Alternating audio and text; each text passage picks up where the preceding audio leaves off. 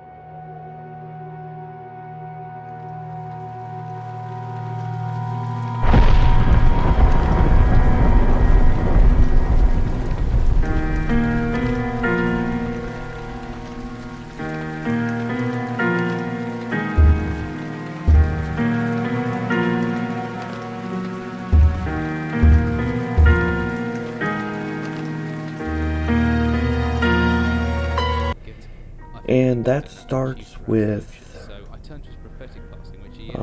Overture? No. Yeah. Overture. Then Black Plague. Then Requiem. And that's the order that they go in from first, second, third, those sorts of things. So, wow, this is a very odd game.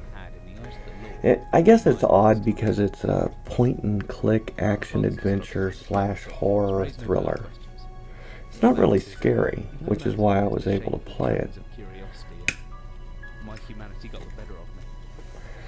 But it is a little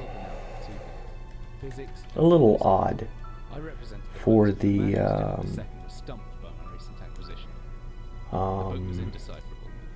type of game that we're playing here. I mean, it's not super odd, but it's a little odd. So each game is like 3 hours in length, so they're not long. You're only looking at like 9 hours to finish all 3 of them. But they do tell a story. And I guess that's what we're going to talk about, is the story itself. I mean, most people understand what a point-and-click adventure game is. You go around and you collect different items, everything from food to painkillers to chemicals, crowbars, hammers, ice picks, what do you call those?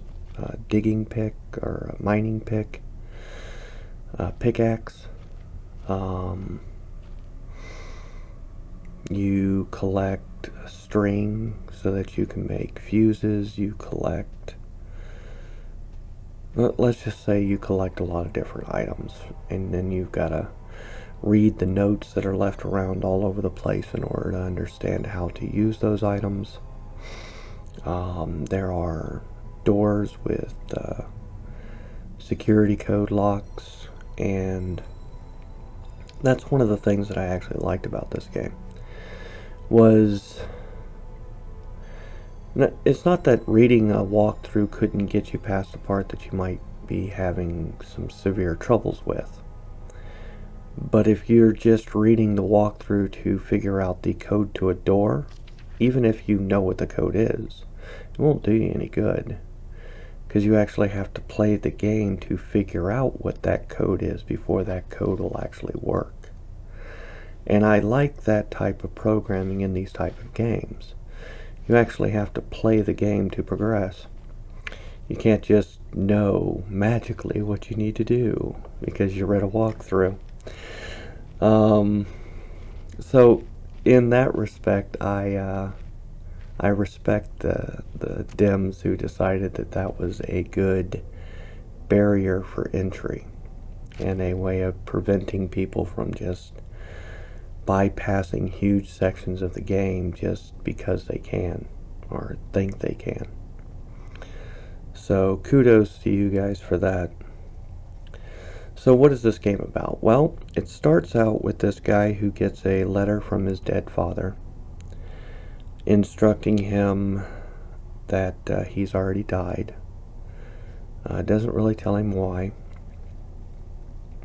He does tell him that there's a safety deposit box in a bank, and he asks them to go there, and inside that box there's a bunch of information and notes and research materials, and he asks them to destroy all of it, forget that he ever existed, and go on with his life. Well, if you actually did that, there would be no game. So rather than doing that, you take all the information to a professor that you know who reads it over and can't really make heads or tails out of it, but he finds it quite interesting, so you decide to go ahead and investigate. So you hop on a plane, you head to Greenland, and then you take a boat to northern Greenland, and then you have to make your way inside of a mining facility relatively quickly, or you'll die from the cold weather. And this is where the game truly begins, and the entire game is played underground. So it starts out with you investigating the mining facility itself. And there's a few things you gotta figure out, like, moving shelves, breaking down wood planks, moving through tunnels, opening locks, finding keys. And then there's a dog or a wolf or something to that effect that's roaming around that you have to avoid. You can't kill these things. You can't kill the dog at all. I've trapped them in places where it should kill them and it doesn't. They go down for a few seconds and then they get right back up, and then they go back down and then they get right back up, and then they go down and then they can't be killed. So you can forget that whole idea through the entire game. You cannot kill these dogs. And it's quite obvious that they're not quote-unquote alive to begin with, because there's huge chunks of their flesh just missing. And they're not quite, Resident Evil dogs, because those you can kill. These are much worse. But you start reading notes and you start finding out some of the things that were happening in the facility. People going missing, people going crazy, people becoming extremely paranoid.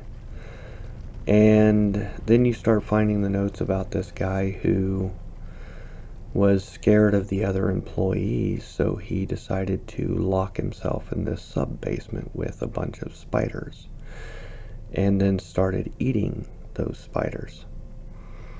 And then when there wasn't enough spiders for him to eat, he would shut himself in the darkness and wait for the spiders to come out and start eating on him, so that he would have enough of them to eat. Odd, to say the least. And then he starts talking about his tongue and how it feels weird and things to this effect. And then later on you find his tongue on a shelf. And it's quite obvious that the guy who cut his tongue out was being mutated into something else by eating those spiders, because that is absolutely not a human tongue that is on that shelf.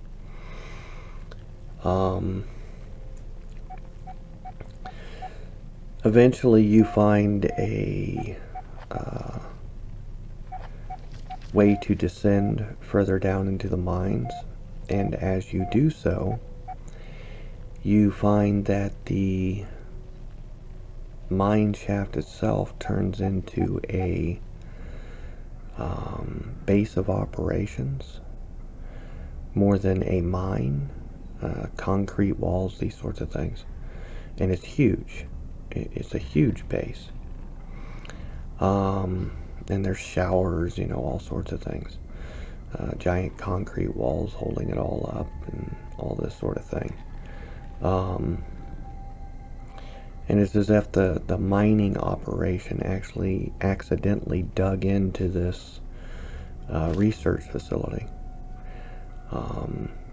Whether it was intentional or they meant to, it doesn't matter. It's what ended up happening. Or at least that's what it seems like. And inside the research facility, you see that they're researching these giant spiders, and they are giant spiders. And they find that they're not really spiders. They're something else because they have organs that they shouldn't have. The dogs, they captured a few of them, and they tried to run experiments on them, which was extremely dangerous because they couldn't actually kill them. These sorts of things. And while you're running around doing all of this stuff, you find a radio, and on that radio has a repeating message in Morse code. And once you collect the radio and you go through the door that repeating message is actually giving you a door code, you got to convert the Morse code into numbers, and those numbers correspond to the door code. Once you go through that door code, you start talking to somebody who calls himself Red. And very quickly after you start speaking with Red, you realize Red's not all there. There's something off about Red, definitely. And in his defense, he knows there's something off about him. He knows that there is something very off about him. One of the things being that he's been down there for a very, very long time. But nonetheless, he does help you work your way through the facility, slowly but surely. And you learn a few things about the facility, about how they've basically been working to try to understand what's causing the conditions down here from the early 1900s until the 2000s, until 2001 in fact, where they finally shut it down because of the not only the money that they were spending, but the amount of faculty, facility workers that had gone missing, shall we say, or went crazy, or injured themselves, or in numerous amounts of reasons why they stopped their research here. But regardless of all the research that they had done,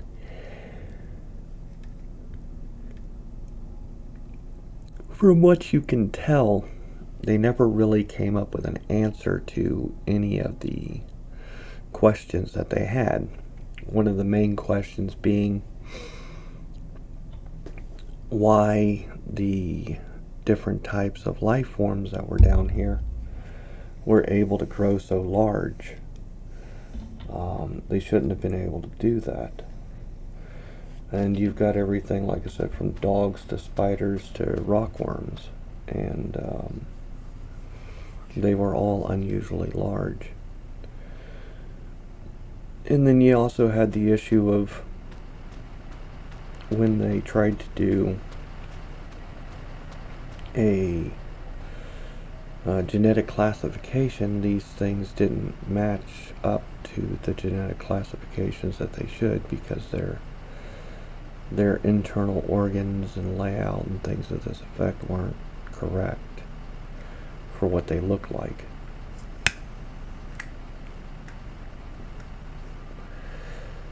So as you continue to work your way through the facility and you get closer and closer to Red, Red starts to he's happy that you're there and that you're coming, but he also fears what he may do to you when you get there. And he makes that fact very well known to you. that he doesn't trust himself. And that's probably for a lot of reasons. And when you finally make it to red,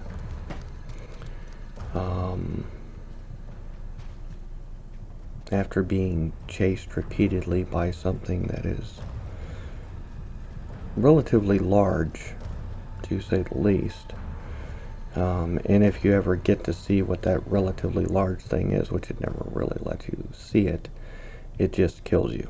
You're dead instantly. But regardless, when you finally make it to where red is, he's locked himself in an incinerator, and he begs you to push the button. And in doing so, by pushing the button, that is,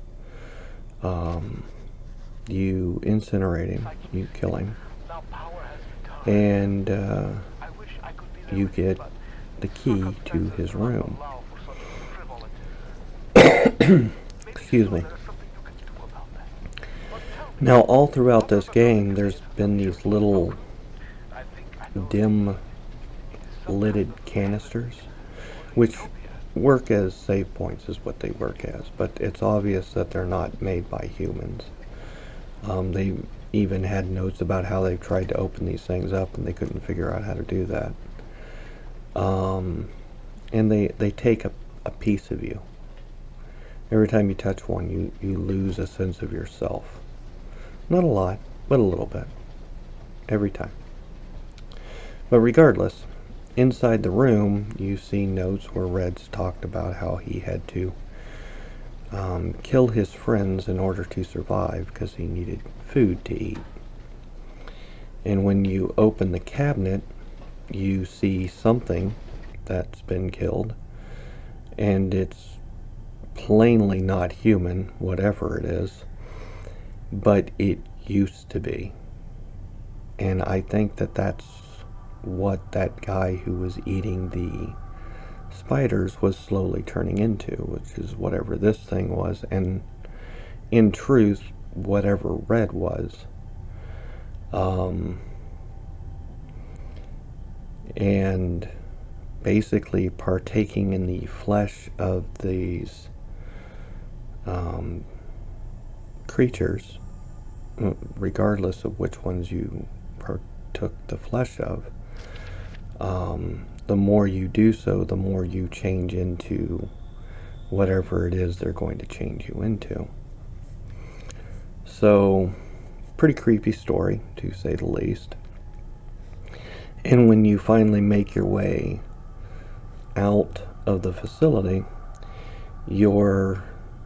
everything goes black, you get knocked out, and that's the end of the first part. And then you start the next one. So, relatively creepy on top of it, to say the least. Alright, so Penumbra? Penumbra. Anyway, the second part, Black Plague. You wake up in a cell, and at this point you know that you've been infected with the virus, the same virus that infected Red, and many others for that matter. And you know this because of the different notes and logs that you find on computers. One of the parts about this particular series is that in the second part, a lot more of it is voiced rather than reading. I don't know if I like that better or worse. I don't mind reading. I mean, even though my eyes are going bad and I can't see all that well, I've got a big screen, so reading isn't all that hard for me to do. But regardless. So, eventually you end up having a conversation with a doctor who has also been infected in much the same way you are. And she has held herself up or locked herself away, far away from the facility that you are at, in an effort to not only keep herself safe, but to continue to try to find a way of purging the virus from herself. And it is a virus that infects those who become infected. But it's not your normal type of virus.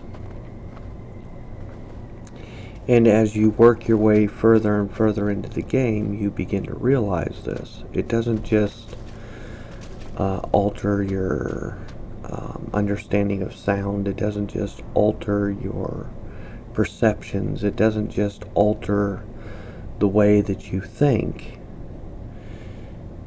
The virus, or at least the particular way in which it infects you, becomes an independent entity within you.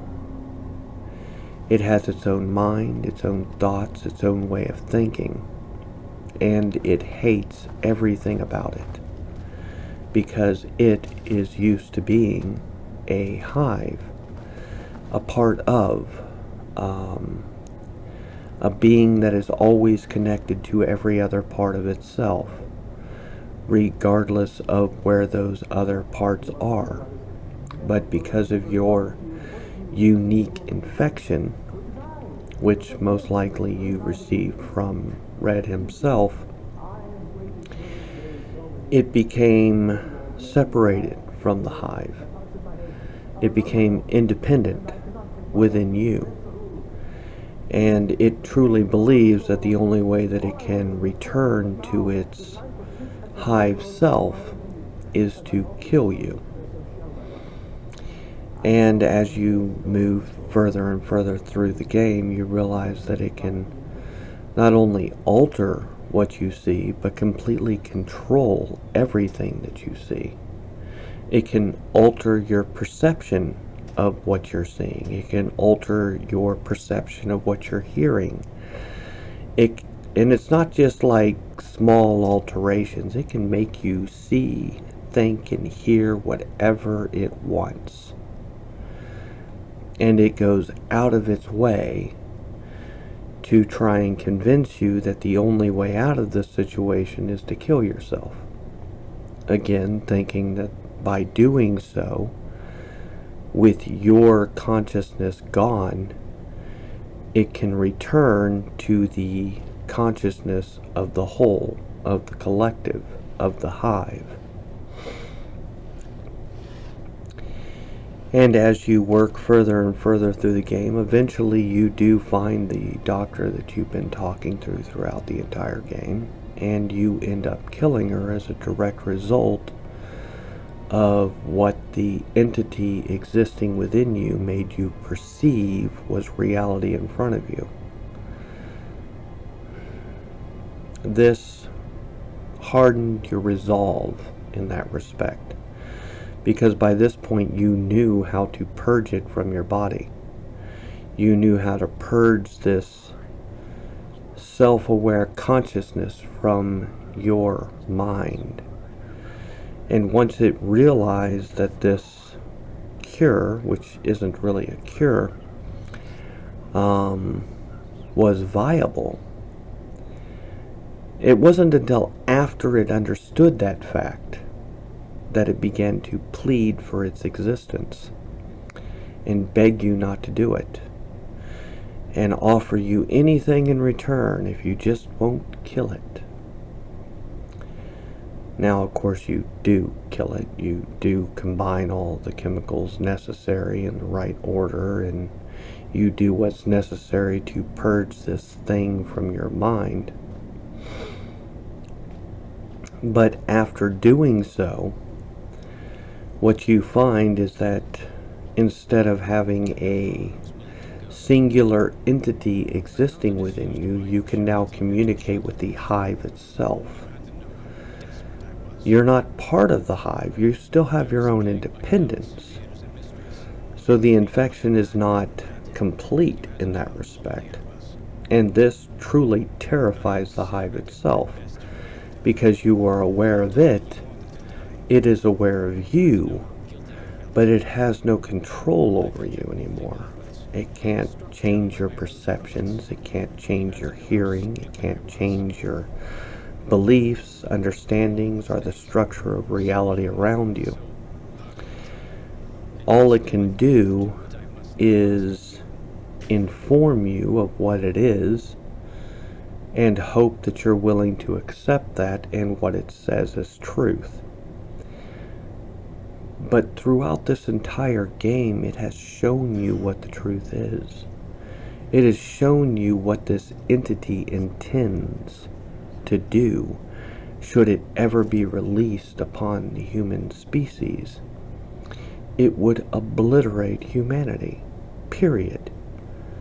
Not just because of the threat that humanity poses to it, but because humanity's independence, its will to survive, its understanding what a secondary entity entering into itself is, and the damage that such a thing could cause, is so ingrained within us that we would never allow something like that to exist. And because it understands this on a primal nature, it truly fears what we would do to it once we realize what it actually is. So it too pleads with us to destroy the evidence of its existence, to go out of our way to hide what it is, and to ensure that its continued existence will be just that, a continued existence, until it can figure out how to conquer our species completely. Now, it never states that that's what its intention is, but all of the actions that it has taken to this point proves that that is exactly what it intends to do.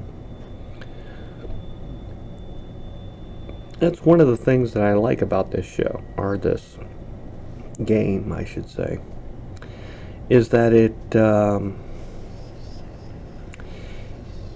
it's a game where you have to ignore what is stated and simply apply what it actually does.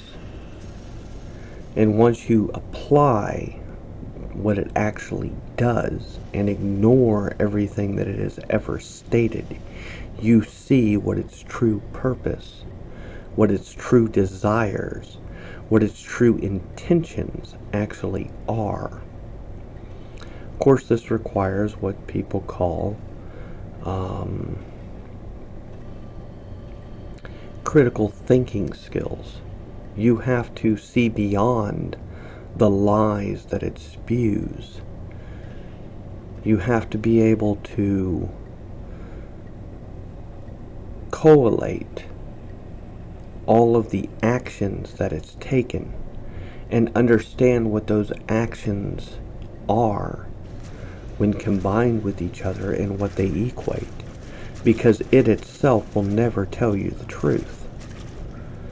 And that is something that I think that we have lost as a direct result of our government directly interfering with the ability of human beings to critically think by refusing to teach critical thinking skills in public schools.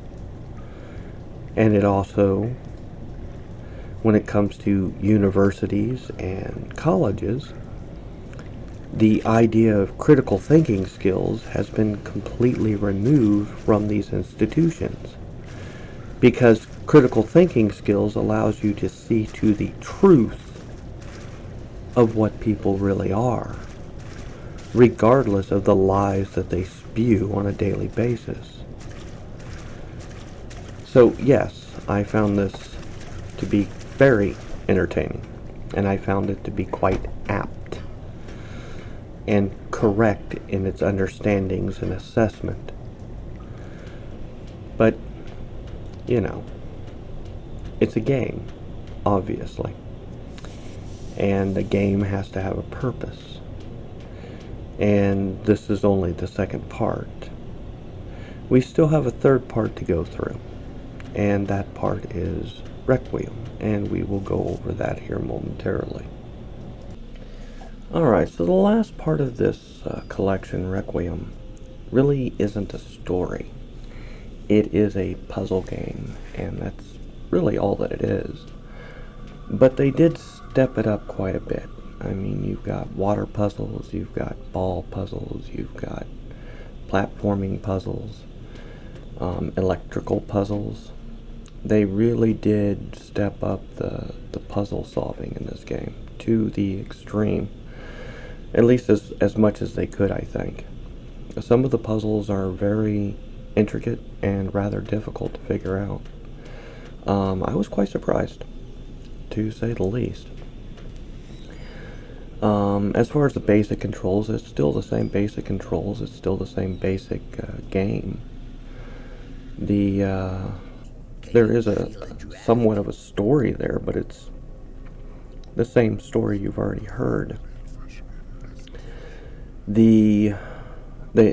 All the places that you go in this are reused assets. They didn't make any new assets for it. They created new puzzles for it, but they didn't create new rooms or places or anything to that effect. Everything, literally everything, is reused. But other than that, I mean, they did a good job of creating new and unique puzzles, regardless of that. And they did alter the places. They did add, in some cases, like moving parts or walkways, things to that effect. But they didn't really change any of it as far as where those places were and things to that effect. So, I mean, it's an interesting way to reuse some of the material that they'd already created in order to make another, 3-hour puzzle game out of it. And the first two were puzzle games as well. They just actually had a story, and that story concluded with the end of the second one. With this one, like I said, there is no story. I know that they did make a fourth part to this series. I've never played it. All I have is the collection, which is just these 3 parts. And while I did enjoy it, I didn't enjoy it enough to want to spend another $15, $20 on part 4. As far as the collection, I think I spent $9.99 on the collection when I bought it years ago.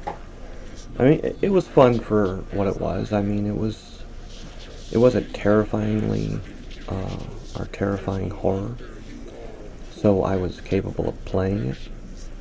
They didn't try to make things look as horrible as they could, I guess is a way of putting it. So it didn't give me nightmares. And that part I liked. There is a lot of sound ambience used in this game, and in fact it's used to great extent in the first 2 parts. It really gives you a sense of understanding that there are people around you and people that are dying just before you get to them. And when you get there, you see evidence of that. It's telling a story without showing you the gory parts, but you know that the gore happened. And I prefer that type of horror. I prefer that type of storytelling.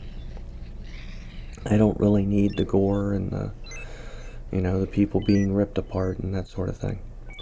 I would prefer not, actually. So and I'm still horrible at trying to pronounce this, Penumbra collection.